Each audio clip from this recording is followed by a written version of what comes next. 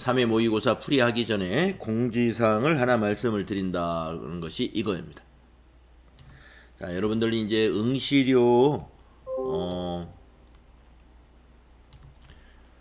ITQ 엑셀 응시료 하고요. 그 다음에 ITQ 엑셀 응시료는 12분이 그 시험 보셔가지고 12만 원이 저희한테 있습니다. 그리고 저기는 그러니까 만 원씩 지원이 되시는 거고, 그 다음에 AT 시험은 19분이 시험을 보셔가지고 그래서 38만 원이 있습니다. 그래서 저희가 지금 여러분들에게 지급을 해드리려고 하는데요. 어떻게 하시느냐면은 이제 오늘부터 여러분이 학원을 한번 방문을 하셔야 돼요. 그러셔가지고 저희가 이렇게 서명하라고 이렇게 ITQ 그 다음에 AT 거기 서명하는 것도 있어요. 그리고 여러분 계좌번호 맞는지 그 계좌번호 맞다고 또 서명 그 세 군데다가 여러분 좀 서명을 받아달라고 그러더라고요. 그래서 지금 세일센터에서 가져다 놨으니까 저희 학원에 뭐 오늘부터니까 이제 다음 주 월, 화, 수, 목, 금 그리고 또 다음 주 2일 날까지 여러분 공부하시잖아요. 뭐 그래서 가능한 다음 주 내에 오시면 되겠네요. 다음 주 내에 오후에 수업 마치고 오후에 시내 나오실 때라든가 시간 내셔가지고 학원 잠깐 들리셔서 서명하시면 제가 이제 수업 중이면 바로 송금은 못 해드리는데 수업 중이 아니면 바로 송금을 해드리고요. 제가 수업 중이면 우리 부원장님이 아마 여러분 서명 받아 놓을 겁니다. 그러면 바로 송금을 해드리도록 하겠습니다.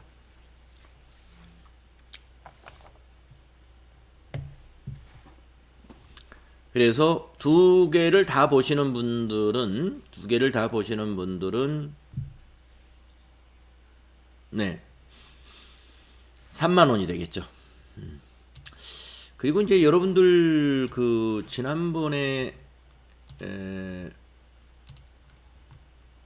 ITQ 시험 보신 것이 발표가 언제죠? 그게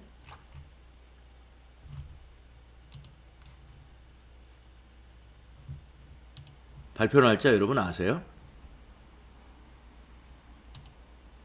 27일이요. 아, 다음 주에 발표군요. 그러면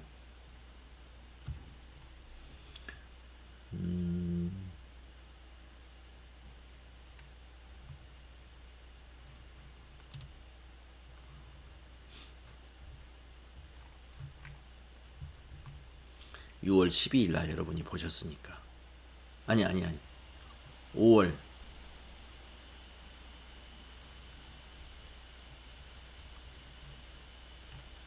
합격자 성적 공고일 7월 6월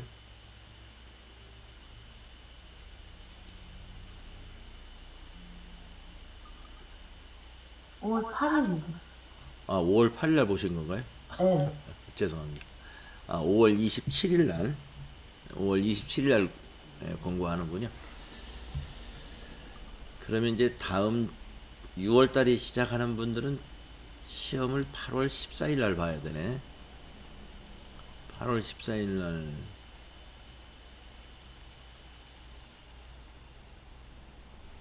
시험이 7월 달에는 10일 날 있으니까 8월 14일 날 보게 되는군요. 그래서 9월 2일 날.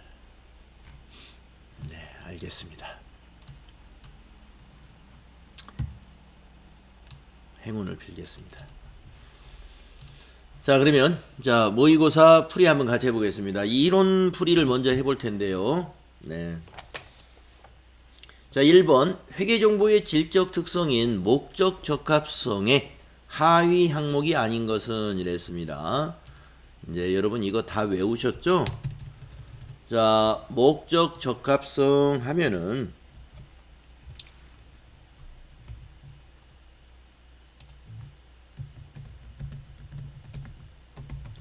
하위 질적 특성으로는 예, 측 가치에서 예가 되고, P 하면 피드백 가치, 적 해서 적시성, 이렇게 세 개가 있습니다. 그렇죠? 암기사항이잖아요, 이게. 그 다음에 신뢰성 하면은 여러분이 암기해야 될 게 세 개가 있는데, 요건 이제 질문을 밑에서부터 한번 가나다 순의 역순으로 오늘은 한번 질문을 해보겠습니다. 홍정환님, 네. 예, 혹시 외우셨나요? 신뢰성의 하위 질적 특성 3개요? 중. 그렇습니다. 예, 표검중이죠? 네. 표현의 충실성이 표고, 검증 가능성이 검이고, 중립성이 중인 것이죠. 이게 이제 암기사항이거든요. 그래서 이제 회계 이론 자격시험 준비한다 그러면 요거는 암기사항이 되겠습니다. 따라서 목적 적합성이 아닌 거 예피적이 아닌 거니까 4번이 답이 되겠군요. 다음 2번 문제 보겠습니다. 다음 중 현금 및 현금성 자산에 대한 설명으로 옳지 않은 것은 이랬어요.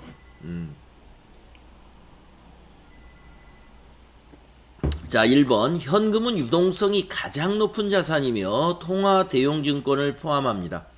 맞아요. 그러면 여기서 또 한번 통화 대용증권에 뭐가 있는지 한번 질문 한번 해보겠습니다.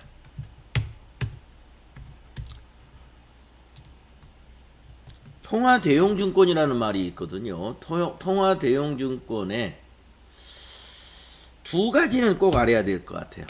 그러니까 이게 통화 대용증권이라는 게 무슨 말이냐면 현금 대용이라는 뜻이에요. 현금 대용. 현금하고 똑같은 거, 개념 과목이.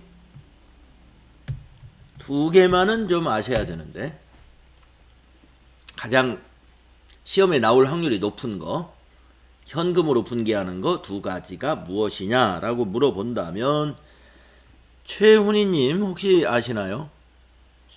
자기합 수표하고 타인 발행 수표. 맞습니다. 네. 자기합 수표하고요.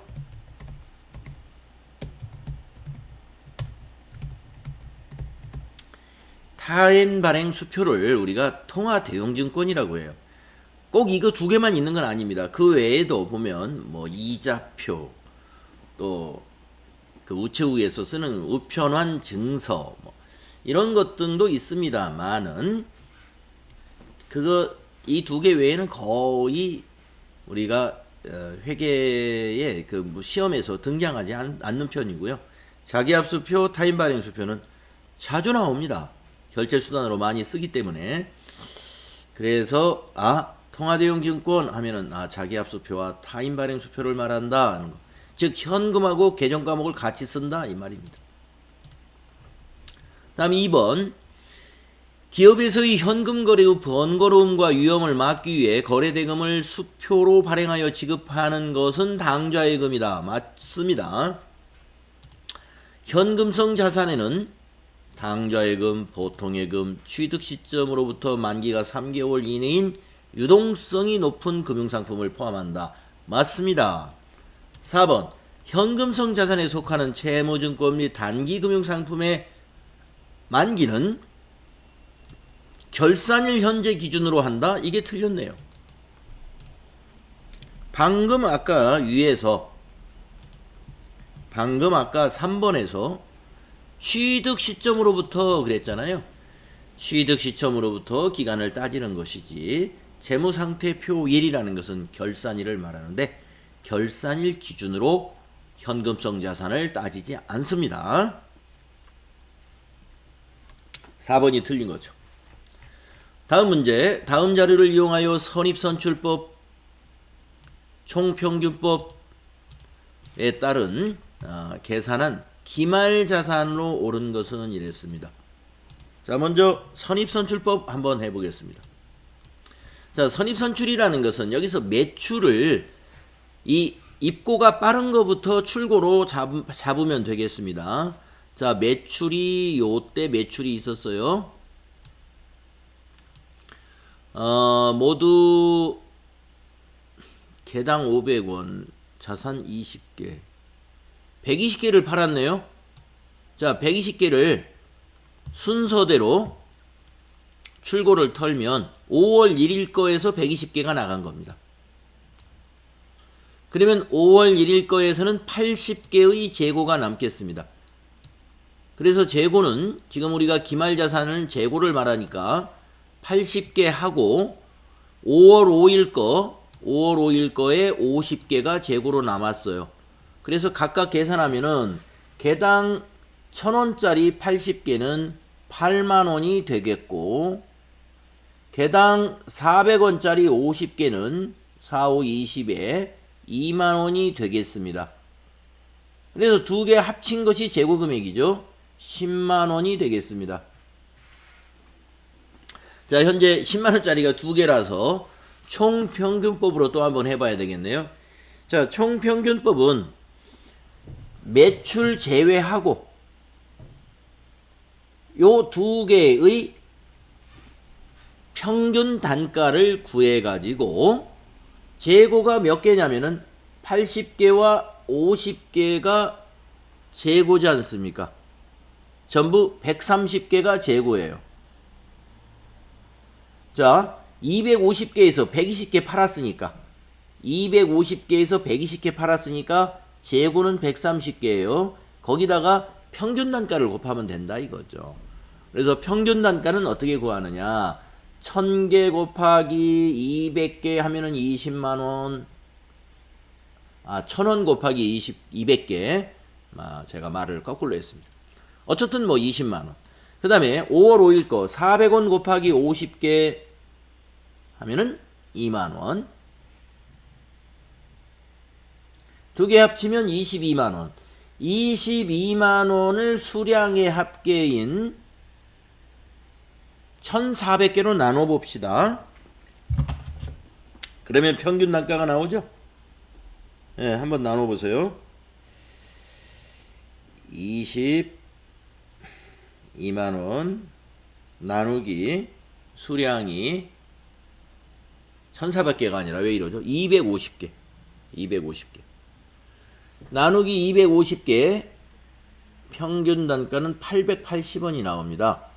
바로 880원을 곱하기 해주면 그게 재고 금액이다 이거죠.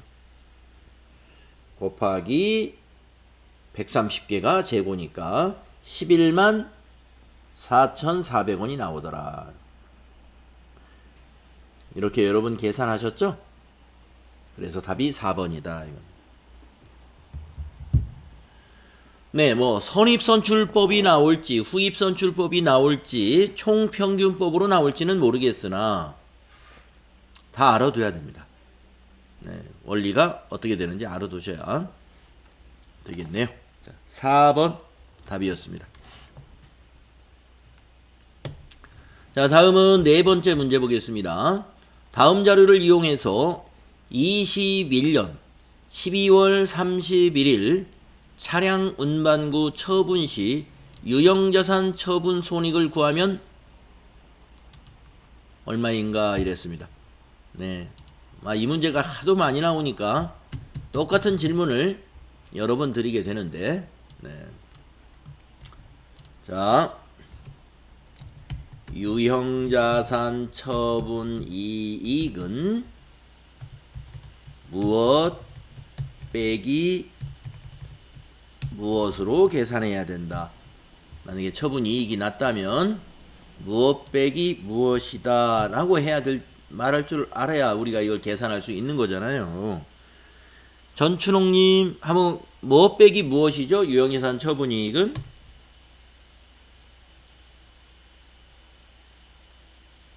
마이크 키시고 취득원가 마이너스 취득원가 연동가치 마이너스 잔존가치다. 그러면 이익이 나오나요? 이익을 내려면 얼마에 팔았는가? 취득원가가 아니라 처분 얼마에 팔았는가? 처분 금액 그렇지. 처분 금액에서 뭘 빼야 돼요? 얼마 이익을 받는가를 계산해야 되니까 얼마에 처분했는가를 알아가지고 그 처분 금액에서 뭘 빼주면 되죠? 연동가치요? 그걸 조금 착각하신 것 같은데 잔존가치는 감가상각 대상금액을 구할 때 취득금액에서 잔존가치를 빼가지고 감가상각 대상금액을 구하는 것이고 잔존가치라고 안하고 장부금액이라고 합니다. 감가상각을 다 한 나머지 금액을 잔존가치라고 부르지 않고 장부금액이라고 부릅니다. 네, 알아두세요. 그래서 유형자산 처분이익을 계산하려면 처분금액 알아야 되고 장부금액을 알아야 돼요. 그런데 항상 시험에서는 처분금액은 알려줄 수밖에 없다는 거죠. 근데 장부금액은 안 알려줍니다. 그래서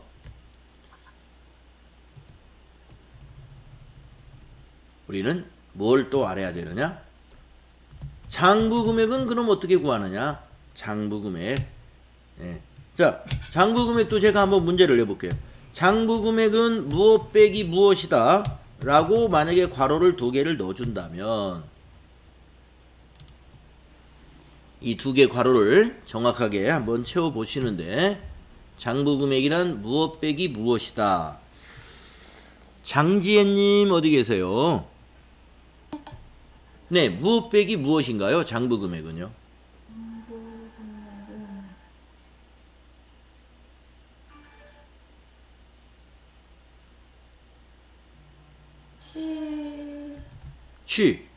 취득원가 빼기 네, 취득원가 빼기.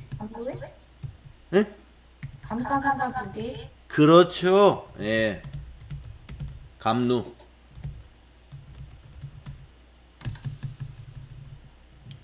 맞습니다. 그러니까 이 장부금액이라는 건 우리가 계산을 해야 되는데 장부금액을 이렇게 계산을 해낼 줄 알아야죠. 취득금액에서 감가상각 누계액을 빼야 됩니다.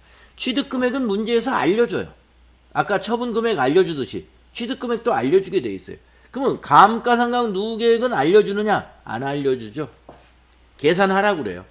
거기서 이제 우리가 뭐 정액법이라든가 정률법이라든가 이러한 감가상각 방법에 의해서 기간이 얼마나 됐는가를 따져서 그 기간에 해당되는 감가상각비를 모두 합치면 그게 감가상각 누계액인 것이죠.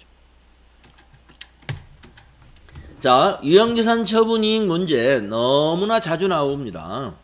그래서 이 유형자산 처분이익 문제는 나올 확률이 매우 높기 때문에 완벽하게 알아놓아가지고 나오면 무조건 맞추는 걸로. 네. 자주 나왔던 문제는 또 나올 확률이 있다는 것이죠. 그렇기 때문에 연습을 확실히 해가지고 이거 우리 많이 나올 수 있는 거 예상했던 거 정확히 연습해가지고 빨리 맞춰라. 자, 그러면 한번 계산해 보겠습니다. 자, 보니까 취득은 작년, 재작년 1월 1일 날, 그리고 차량 운반구 취득원가 알려주잖아요. 취득원가, 취득금액이 2천만 원이다. 차량 운반구 처분은 800에 했어요. 처분 금액 알려주죠. 800에 했다. 네, 알려줬고. 감가상각은 정액법이고 5년간인데 잔존가치가 200이래요. 잔존가치는 정액법으로 계산할 때 어디에 쓰느냐 하면은 여기 취득원가 2천만 원에서 요 200만 원을 뺀 것을 우리가 감가상각 대상금액이라고 그래요. 그러니까 1,800만 원만 가지고 감가상각을 한다 이런 얘기입니다. 감가상각 대상금액 1,800. 그래서 정액법이고 5년이니까 이거를 5로 나누면 1년에 얼마씩 상각한다가 나와요. 연간 감가상각비라고 하죠. 그래서 1,800만 원을 5로 나눠본다 이거니요. 1,800만 원 나누기 5 하면은 360만 원이 나오더라 이겁니다. 연간 360만 원. 자, 그러면은 우리가 취득은 19년 1월 1일 날 했으니까 처분은 금년도 말에 처분을 했네요. 그러면 19년, 20년, 21년까지 3년간 감가상각을 했을 테니까 360만 원 곱하기 3이 되겠죠. 3년간. 그게 감누죠. 곱하기 3은 1080만 원이다 이거예요. 여기다 곱하기 3을 하면 그것이 1080만 원이 나온다. 이게 감누입니다. 1080만 원이. 자, 이제 계산이 끝났어요. 자, 취득은 2천만 원에 했고 감누가 1080만 원이니까 장부 금액은 920만 원 맞나요? 맞죠? 장부 금액 920이죠. 네. 처분을 얼마 했다 여기 알려줬죠. 예, 처분을 800에 했다 이거. 800. 장부 금액이 920인데 800에 처분했으니까 120만 원이 손실이 발생했죠. 마이너스 120만 원. 그래서 답이 보기에 120만 원 마이너스가 있겠네요. 자, 이렇게 여러분이 풀어 나가셔야 된다. 그래서 기본적으로 유형자산 처분이익의 공식, 그리고 장부 금액이란 무엇인가, 그리고 거기에다가 감가상각의 방법, 이러한 계산 방법을 확실하게 알아두셔야 되겠습니다. 자, 여기 보니까 손실 120만 원. 1번이 답이 되겠네요.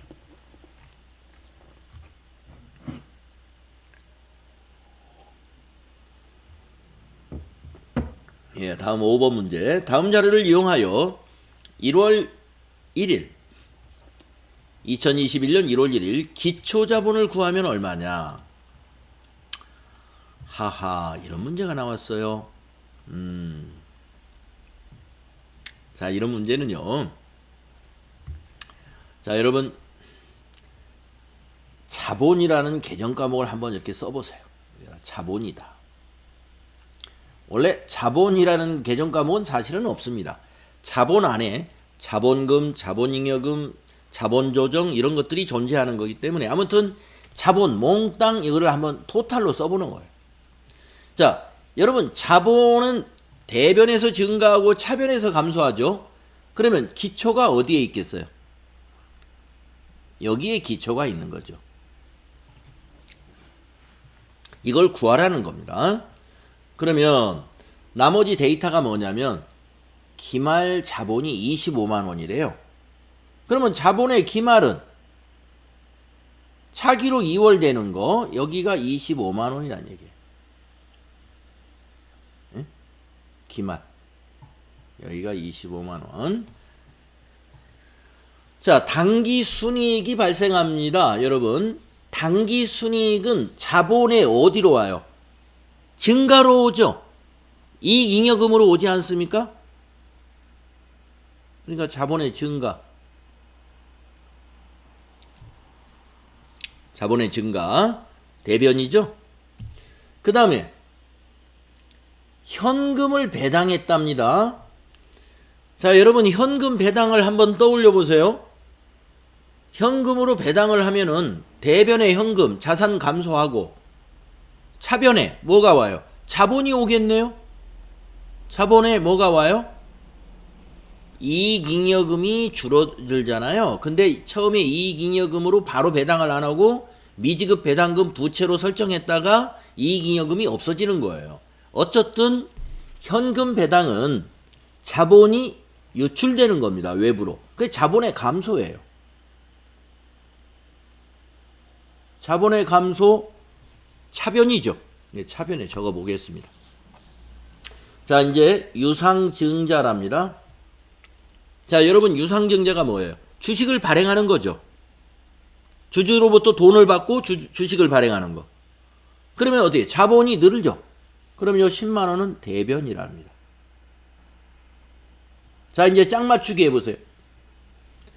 자, 차변의 합계가 얼마예요? 30만 원이네요. 어이구, 지워져 버렸네. 아, 다시 한번. 네. 네. 아, 이거 어디 갔어요? 다시. 왜 이러지? 네. 다시 한번 적어보겠습니다. 네, 죄송합니다. 자, 자본이에요, 이게. 자, 기초를 모른다, 이거예요, 기초. 이걸 모른다. 자, 기말, 여기 기말. 기말은 기초의 반대. 25만원. 자, 당기순이익은 자본을 증가시킵니다. 대변. 현금 배당. 현금을 배당하면 자본이 유출됩니다. 감소. 유상증자. 유상증자하면 자본이 증가합니다. 자, 항상 차변과 대변의 합계는 일치하죠. 30만원, 대변도 30만원 돼야 돼요. 28만원이니까 여기 2만원 채우면 28만원 나오죠. 답이 1번입니다. 이게 제일 쉬워요. 그런데 이게 정말 쉬움냐? 저는 이게 쉽습니다. 왜냐? 그냥 여러분도 이게 쉬운 사람은, 자, 이 거래의 8요소 있잖아요. 자본이라는 것이 어디서 증가하고 어디서 감소하느냐. 자, 대변에서 증가하고 차변에서 감소한다. 그래서 요 항목 하나하나를 해당되는 데다 다 넣어보면 되는 거예요. 그래가지고 기초와 기말이 있기 때문에 결산했다고 치고 말이죠. 여기가 이제 25만 원이 여기로 넘어오잖아요. 차기로 넘어가잖아요. 이 기말 자본 25만 원은 여기가 차기 2월이고 여기는 전기 2월이라고 여러분 쓰잖아요. 이론 배울 때 동영상으로 제가 회계의 순환 과정 할 때 장부 마감하는 원리 말씀드렸을 거예요. 네. 장부 마감이 될 때는 항상 차변의 합계와 대변의 합계를 일치시켜 가지고 마감을 한단 말이죠. 자산, 부채, 자본은 차기 2월, 전기 2월로 마감을 한다 이 말입니다. 그걸 이용하는 거예요. 어떻게 기록이 됐을까? 그래서 그 원리로 이렇게 칸 채우기 하면 이렇게 복잡하게 느끼지 않고 금방 답을 찾는데요. 자, 나는 이게 더 어렵다고 하신 분은 하나하나 논리적으로 따져야죠. 논리적으로. 그래서 기초 자본을 찾으려면 기말 자본에서, 자, 논리적으로 따진다는 건 뭐냐면, 이 기말 자본은 알려줬잖아요? 기말 자본은? 그러면 여러분, 기초 자본이 나중에 기말 자본이 늘어났다고 가정을 해보자고요. 자, 처음에 기초 자본이 무엇 때문에 늘어납니까? 당기 순이익이 발생하면 늘어나죠. 미처분 이익잉여금으로 가잖아요. 늘어나죠. 그 다음에 또 여기 유상증자. 증자하면 늘어나죠. 그래가지고 뭐를 만들어요? 바로 이 기말 자본을 만드는 겁니다. 요거를. 그러잖아요? 네. 그러면 거꾸로 지금 이거는 아는데, 기말 자본은 아는데 이걸 모르겠다. 지금 그거 아니겠어요? 이걸 모르겠다. 이걸 구하라. 그러면 여기서 역으로 빼주면 되죠. 자, 증자했다. 10만 원 빼줘. 그럼. 이익이 발생했다. 요 18만 원 빼줘. 그런데 여기는 배당을 했다는 거예요. 배당은 자본을 감소시키는 거잖아요. 자본으로 주주들에게 나눠주는 거니까. 이 감소시켰던 것은 반대로 더해줘야 되죠. 5만 원은. 이렇게 판단하시면 됩니다. 10만 원과 18만 원은 빼줘야 되는 것이고, 증가시키는 거니까. 이 거꾸로 가니까. 기초 쪽으로 가니까. 현금 배당은 감소시킨 것이기 때문에 기초를 계산하려면 더해줘야 되겠죠. 그래서 25만 원에서 28만 원은 빼주고 5만 원은 더해줘야 되니까 28만 원 뺐다가 5만 원 더하면 23만 원이죠. 그러니까 23만 원만 빼주는 거예요. 그래서 2만 원이다. 이렇게 계산해도 좋습니다. 논리적으로 이렇게 등식을 써가지고 논리적으로 판단하셔도 되는데, 이 등식으로 판단하는 것보다는 이 T계정 그림으로 자꾸 이렇게 차변 대변으로 증가 요인은 자본이니까 자본의 증가 요인은 대변에 쓰고 자본의 감소 요인은 차변에 적어가지고 칸 채우기 하는 게 쉽겠다.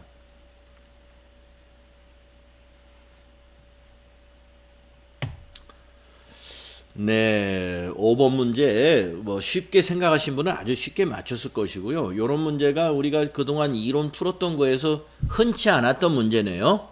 네, 그래서 당황했는지는 모르겠어요. 잘 이해하셨죠? 나올 수 있는 문제예요. 네. 다음에 6번째 문제 보겠습니다. 다음 각 거래의 차변에 보고되어야 하는 계정 과목으로 옳게 연결된 것은,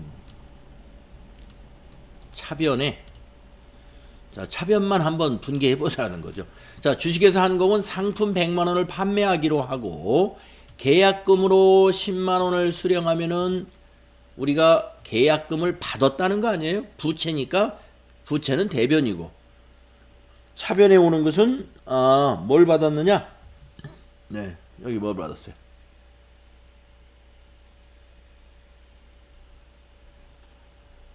응? 판매하고 계약금 10만 원을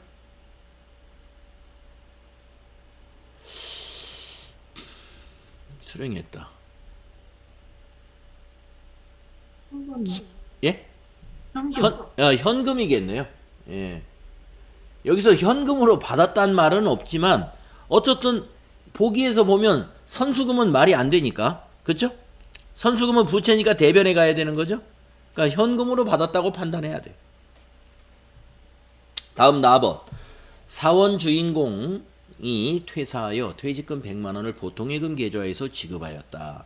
퇴사 1년 뒤 퇴직금의 충당 부채 잔액은 500이 있다. 그러면 차변이 퇴충, 대변은 보통예금. 그래서 차변이 퇴직급여 충당 부채. 여러분, 사원이 퇴사하면 회사는 회계 처리할 때 뭐예요? 부채 감소로 처리하는 거 아시죠? 네, 퇴직급여 충당 부채. 다음에 4번. 거래처 A에 상품 250만 원을 외상으로 판매했다. 차변의 외상 매출고 대변에는 상품 매출.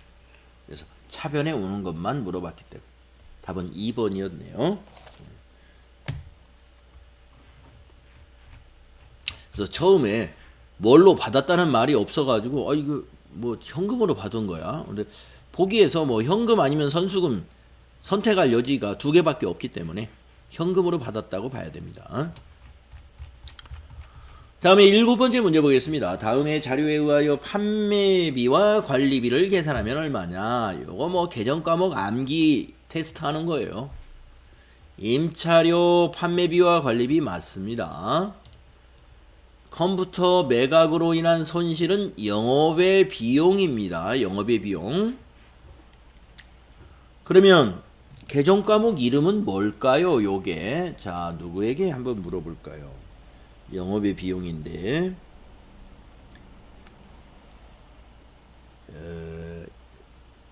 이진희님 어디 계세요? 계정 과목이 뭐죠? 여기 컴퓨터 매각으로 인한, 사용하던 컴퓨터 매각으로 인한 손실 2만 원은 영업의 비용에 해당되는 계정 과목은 이진님. 네. 네. 영업의 비용이요? 네, 영업의 비용인데 계정 과목 이름은 컴퓨터 매각으로 인한 손실. 처분 금액이 장부 금액보다 더 낮았다 이거예요. 네? 유형자산 처분 손실? 그렇죠. 예. 유형자산 처분 손실입니다.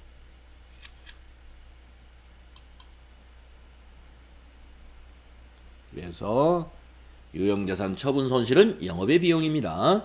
다음에 세 번째, 퇴직 직원에 대한 퇴직금.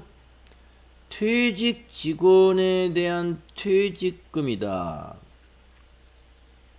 퇴직급여잖아요. 퇴직 직원에 대한 퇴직금. 판매관리비죠. 판매관리비. 그 다음에 기계설비 구입 시 시운전 비용이다 라고 했습니다. 기계설비 구입 시 시운전비는 기계설비의 취득원가에 포함시켜야 돼요. 그래서 이건 자산이에요. 자산. 자산의 계정 과목은 뭘 써야 되는지 물어봐야 될까요? 네. 이것도 쉬우니까 이진희 씨한테. 네. 자산인데 계정 과목은 이건 뭘로 해야 될까요? 기계설비니까. 기계장치요. 그렇죠. 이거는 기계장치로. 기계장치라는 자산이죠. 따라서 17만 원이 답이 됩니다. 판매관리비는 17만 원이다. 자, 다음에 8번 문제 보겠습니다. 제조업을 영위하는 주식회사 한공의 가와 나의 거래에서 발생한 수익과 비용을 옳게 분류한 것은 이랬어요. 가와 나의 거래에서 발생한 수익과 비용. 가번을 보겠습니다. 상장 기업 주식을 구입하여 만원의 평가 이익이 발생하였으며 배당금 5,000원을 수령했다 했습니다. 자, 그러면 이게 뭐냐면은 평가 이익, 그러니까 상장회사 주식이니까 단기 매매증권이라고 봐야 될 것 같아요. 단기 매매증권. 조금 애매하긴 해요. 이 상장기업 주식이라도 장기간의 투자 이익을 목적으로 이 주식을 샀다면은 매도가능 증권 평가 이익인데, 지금 여기서는 수익과 비용을 따지라고 그랬으니까 보기에 가번에 뭐 자본 없잖아요. 자본이 없어요. 매도가능 증권 평가 이익이라면 기타 포괄 손익 누계이익이니까 그게 있어야 되는데 없으니까 아, 이건 단기 매매 증권이구나. 그 다음에 배당금. 배당금은 우리가 배당금 수익입니다. 배당금 수익. 예. 자, 단기 매매증권 평가 이익과 배당금 수익은 영업 외 수익이에요. 모두가 다 영업 외적인 거잖아요. 예. 다음에 나번 보겠습니다. 종업원의 사무 능력을 향상을 위하여 인터넷 동영상 수강료를 보통예금으로 지급했습니다. 자, 종업원의 사무 능력을 향상하기 위해서 교육비가 나간 거예요. 교육비. 인터넷 동영상 수강료도 교육훈련비죠. 교육훈련비. 이거. 교육훈련비는 판매관리비다. 판매관리비. 3번이 답인 것이죠.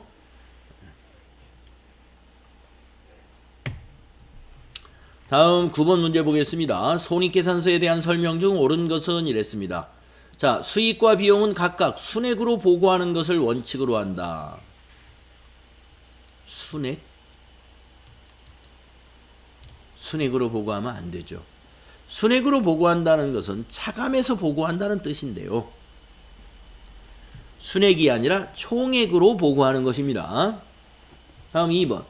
판매비와 관리비는 제품, 상품, 용역 등의 판매 활동과 기업의 관리 활동에서 발생하는 비용으로서 매출 원가에 속하는 비용도 포함한다?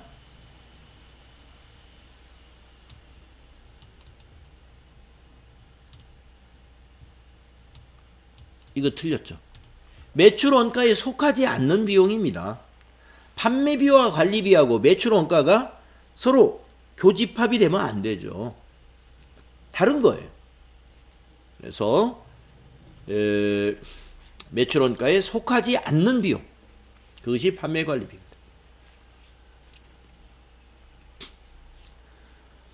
2번 틀렸고, 그 다음에 3번. 매출 원가는 제품, 상품 등의 매출액에 대응되는 원가로서 판매된 제품이나 상품 등에 대한 제조원가 또는 매입원가이다. 맞습니다. 제품의 매출원가는 제조원가가 매출원가로 가는 거고 상품의 매출원가는 매입원가가 매출원가가 되는 거죠. 3번 맞았습니다. 옳은 것은 3번이네요. 그렇죠? 다음에 4번. 영업의 수익은 기업의 주된 영업활동이 아닌 활동으로부터 발생한 수익과 차익으로서 계속 사업 손익에 해당하지 않는 것으로 한다. 영업의 수익이라는 것은요, 계속 지금 우리가 하고 있는 계속 사업에 해당하는 것이에요. 영업의 수익은 기업의 주된 활동, 영업이 아닌 활동으로부터 발생한 수익과 차익으로서 계속 사업의 손익에 해당하지 않는 것으로 하는 것이 아니라 해당하는 것으로 해야 됩니다. 네. 자, 답이 3번 맞죠?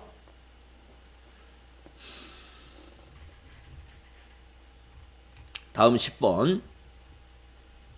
다음 중 회계정보 시스템으로부터 산출되는 정보가 효과적으로 내부 회계관리 제도를 지원하기 위해 필요한 요건으로 옳은 것은? 필요한 요건. 정보가 관련 의사결정 목적에 부합하여야 되죠. 맞습니다. 정보는 적시에 사용 가능하지 않아도 무방하다? 그럴 리가 있나요? 우리가 정보라는 것은 적시에 사용할 수 있어야 되죠. 다음 3번. 정보는 반드시 공식적이어야 한다? 공식적인 정보가 있고요. 비공식적인 정보가 있습니다. 우리 회사 내부에서 회계정보 시스템, 내부 회계관리 제도를 하는데 모든 것을 다 공식적인 정보로만 만들진 않아요. 비공식적인 것도 있습니다. 다음 4번. 정보는 일부 임원에게만 접근 가능하여야 한다? 그런 접근 가능성이 떨어지죠. 이렇게 되면. 그렇지 않습니다. 우리가 정보는 접근 가능성이 중요하죠. 자, 그래서 보니까 2, 3, 4는 틀렸어요. 맞는 것은 1번입니다. 맞은 건 1번밖에 없어요. 그래서 여기서 질문을 보니까 옳은 것은 했기 때문에 1번이 답이 된다는 거. 다음 11번부터 이제 부가가치세 문제죠. 다음 중 부가가치세의 과세 대상 혹은 과세 거래가 아닌 것은? 과세 대상이 아닌 거 이 말이에요. 건물로 증여세를 물납합니다. 이걸 우리가 조세물납이라고 한다고 그랬죠? 조세물납은 과세인가요? 비과세인가요? 비과세. 과세 거래가 아닌 거. 답이 1번이네요. 조세물납입니다. 자, 2번. 가공계약에 따라 재화를 인도한다? 이거 과세예요. 3번. 사업자가 사업을 폐지하는 경우 사업장에 남아있는 재화는 과세 대상이다. 예, 폐업시 잔존재화 과세하죠. 폐업시 잔존재화 과세합니다. 다만 폐업시 잔존재화가 매입세 공제를 받았다는 전제하에서 과세라고 하는 거예요. 만약에 폐업시 잔존재화가 아직 매입세 공제를 받지 않은 상태다. 과세하지 않습니다. 그래서 매입세 공제를 받았다 또는 받지 않았다 이런 언급이 없으면 매입세 공제를 받은 것으로 봐야 돼요. 왜냐하면 폐업이라는 것은요.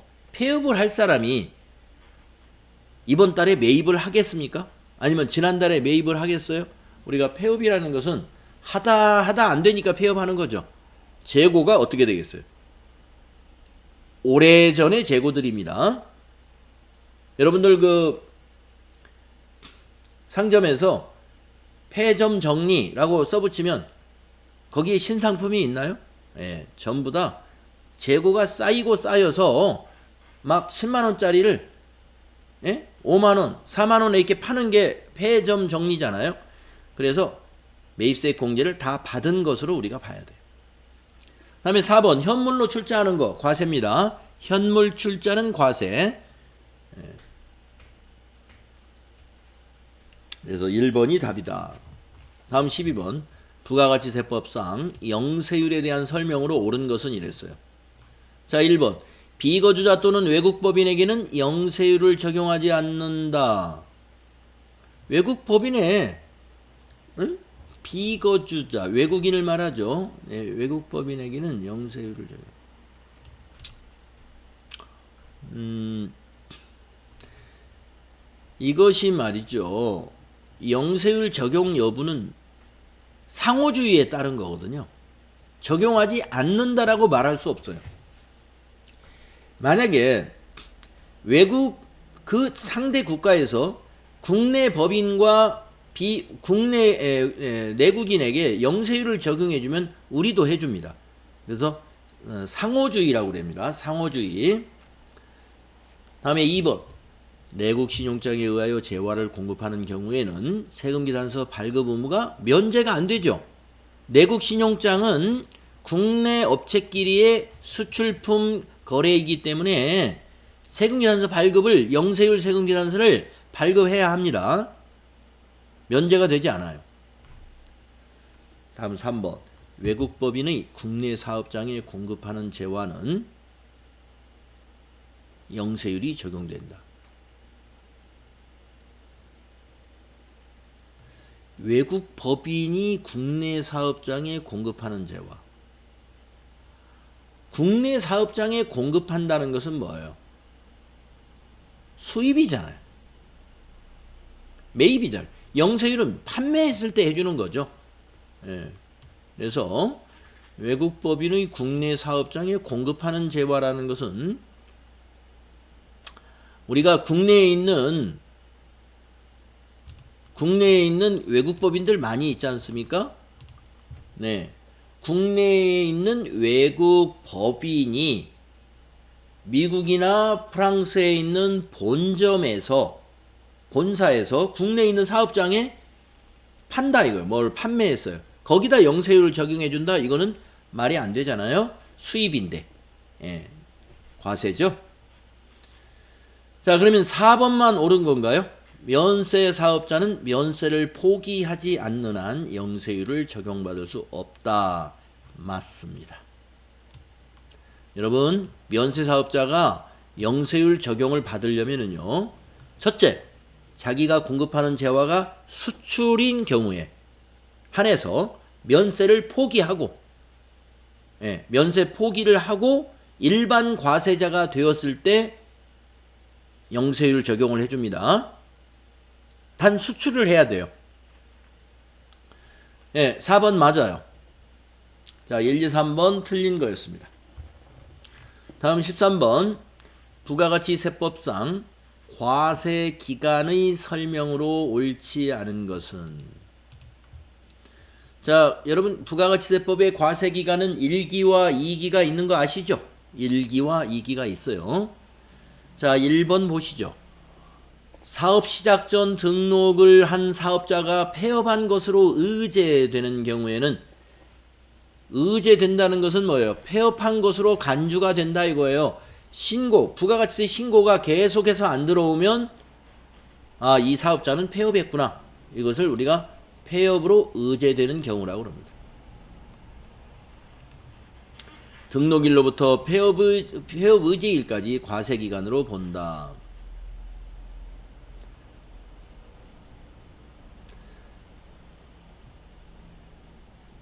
네. 그렇게 봐야 될 것 같은데요. 네.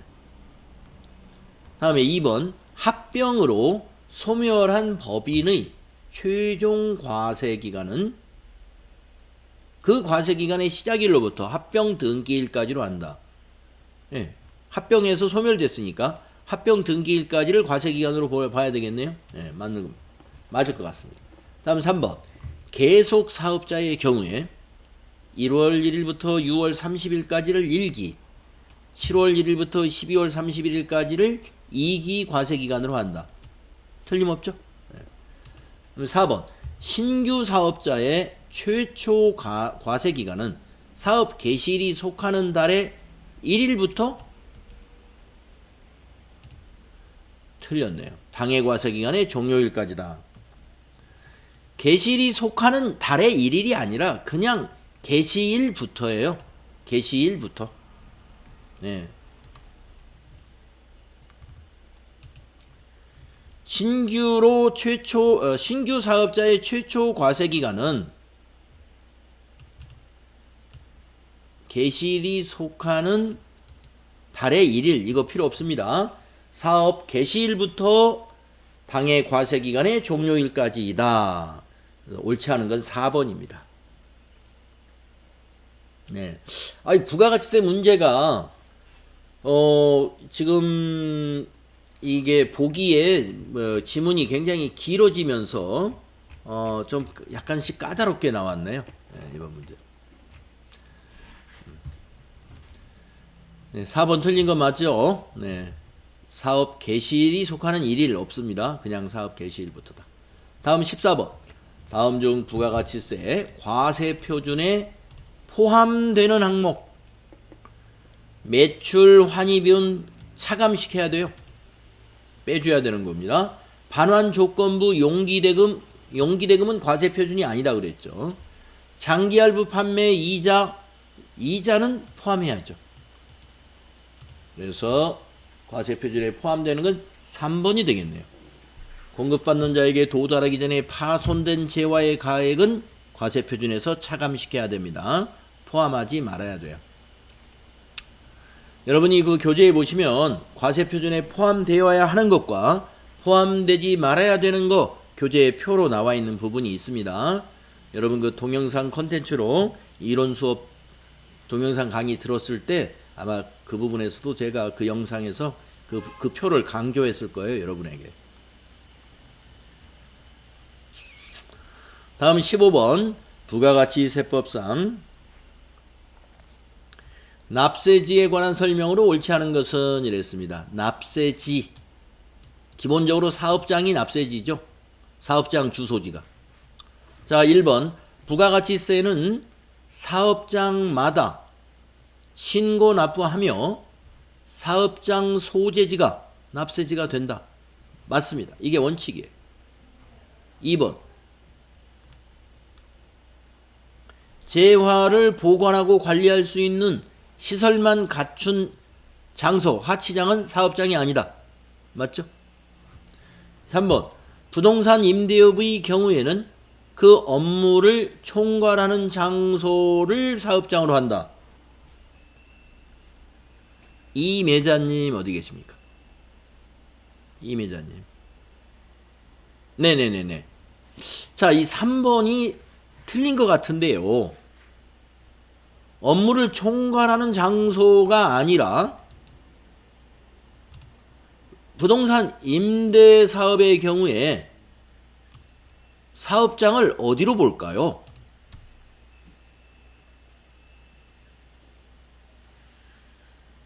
세무관할관서에 등록된 세무관할관서에 여기를 사업장으로 하겠다라고 등록을 해놓은 곳이다. 네. 아, 그렇게 사업장을 등록을 해서 사업장으로 하겠다. 아닌 것 같습니다. 자, 업무를 총괄하는 장소라는 것은 부동산 매매업은 맞아요. 업무를 총괄하는 장소인데 임대업은 그 부동산의 등기부상 소재지로 한다. 이렇게 돼 있어요. 네.